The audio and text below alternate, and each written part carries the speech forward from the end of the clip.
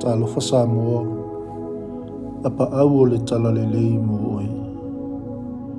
Whaamalosi, loto tele, whaatuatua. Ia ke wiso, wa tuina mai i tātou le tele o saulotonga.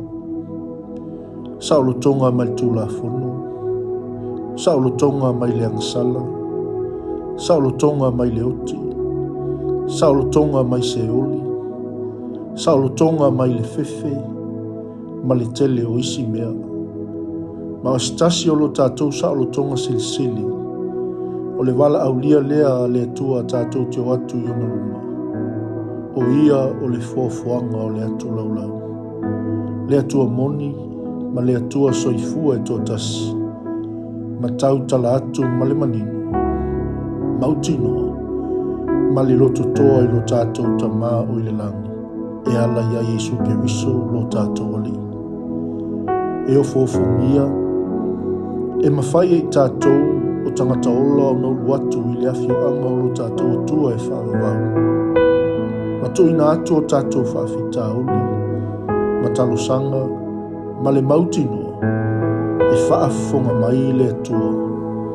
Ma manatu mai o ia i o tātou pipolenga, ma whaamanu ieina i tātou ma le whaafitai. Awane i ngalo le whaamanatu a Paulu i le nei asu.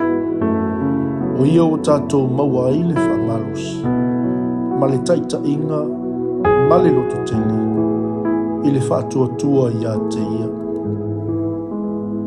Samoa o lau te talu, le atua sili ese, le atua pa i ai, whaaftai mo le whaafunga ina o te talo i aso taitasi.